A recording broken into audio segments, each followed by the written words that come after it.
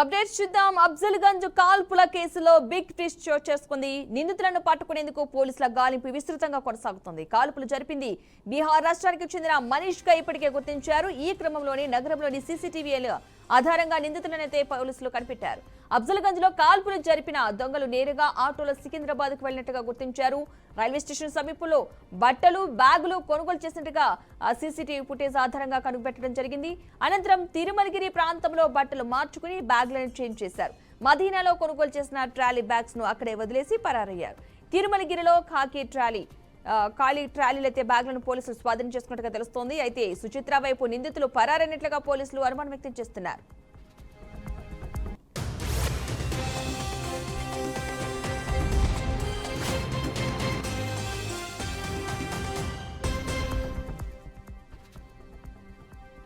కాగా కర్ణాటక రాష్ట్రంలోని బీదర్లో పట్టపగలే ఏటీఎంలో డబ్బులు లోడ్ చేసేందుకు వచ్చిన ఇద్దరు సెక్యూరిటీ సిబ్బందిపై మనీష్ గ్యాంగ్ కాల్పులకు తెగబడింది. ఈ దాడిలో ఇద్దరు సిబ్బంది అక్కడికక్కడే ప్రాణాలు కోల్పోయారు. అనంతరం దొంగలు క్యాష్ బ్యాగ్స్ తో బైక్ పై హైదరాబాద్ చేరుకున్నారు. అఫ్జల్గంజ్ నుంచి ప్రైవేట్ ట్రావెల్స్ బస్సులో రాయ్పూర్ పారిపోయేందుకు యత్నించారు. కానీ ట్రావెల్స్ సిబ్బంది వారి బ్యాగ్లను చెక్ చేయగా పెద్ద మొత్తంలో క్యాష్ ను చూసి మీరెవరని ప్రశ్నించడంతో వారిపై 2 రౌండ్ల కాల్పులు జరిపి అక్కడి నుంచి ఉడాయించారు. ప్రస్తుతం ఆ ఇద్దరు నిందితుల కోసం పోలీసులు నగరమంతా జల్లెడపడుతున్నారు.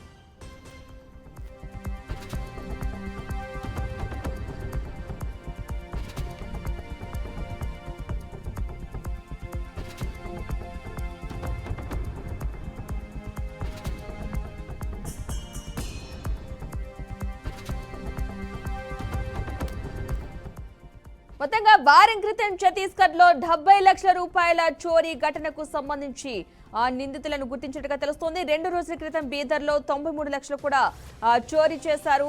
అదేవిధంగా అక్కడి నుంచి అఫ్జల్గంజ్ కేసులో పోలీసులు అయితే విచారణ కొనసాగిస్తున్నట్టుగా తెలుస్తోంది. ఇది అంశానికి సంబంధించిన పూర్తి సమాచారాన్ని మా ప్రతినిధి బాషిత్ అందిస్తారు. బాషిత్.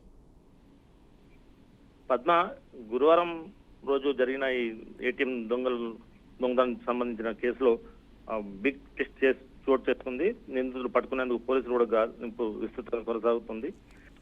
కాల్పులు జరిపి బీహార్ రాష్ట్రానికి చెందిన మనీష్ ఇప్పటికే గుర్తించారు. ఈ క్రమంలో నగరంలోని సీసీటీవీ ఆధారంగా నిందితులను పోలీసులు కనిపెట్టారు. అఫ్జల్గంజ్ లో కాల్పులు జరిపి దొంగలు నేరుగా ఆటోలో సికింద్రాబాద్ కు వెళ్లినట్టుగా గుర్తించారు.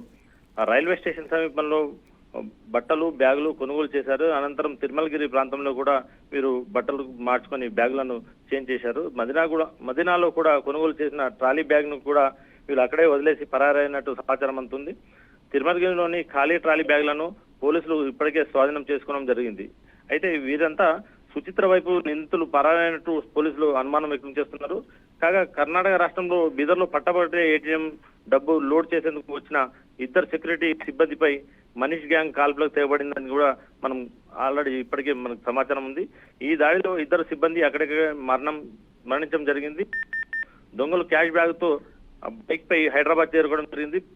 బీదర్ పోలీసులను కనుగొప్పి హైదరాబాద్ అఫ్జల్గంజ్ లో చేరుకున్న ఈ దుండగులు అఫ్జల్గంజ్ లోని ప్రైవేట్ ట్రావెల్స్ ఆఫీస్ కు చేరుకుని అక్కడ టికెట్లు బుక్ చేసుకునే క్రమంలో అక్కడ జహంగీర్ అనే హెల్పర్ అతని వాళ్ళ బ్యాగ్ ను చెక్ చేయడం, అందులో ఉన్న డబ్బులను చూసి ఈ డబ్బులు ఏంటి అని చెప్పి అతను వారిని అడగడంతో వాళ్ళు అతనిపై కాల్పులు జరగడం జరిగింది. ఆ కాల్పులో ఆ జహాంగీర్ కు కడుపులో మరియు కాలిలో 2 బుల్లెట్లు దూసుకుపోవడం జరిగింది. ప్రాణాపాయ స్థితిలో కూడా అతను ప్రస్తుతం అయితే కొట్టుమిట్టాడుతున్నాడు. ఈ ఘటనలో కర్ణాటక రాష్ట్రం బీదర్లోని పోలీసులతో పాటు మన హైదరాబాద్ పోలీసు కూడా వాళ్ళ గురించి తీవ్రంగా గాలిస్తున్నారు. ప్రస్తుతం అయితే ఆ ఇద్దరు నిందితుల కోసం పోలీసులు నగరమంతా జల్లెడబడుతున్నారు. జిల్లాతో పాటు మన హైదరాబాద్ శివార్లో పోలీసులు భారీ బందోబస్తు నిర్వహించి చెక్ పోస్ట్ నిర్వహించారు. Padma. Right, thank you Bashith. మొత్తంగా ఈ దొంగల ముఠాలైతే బీదర్ అఫ్జల్గంజ్ కేసుకు సంబంధించి పోలీసులు విచారణ వేగవంతం చేసినట్టుగా తెలుస్తోంది.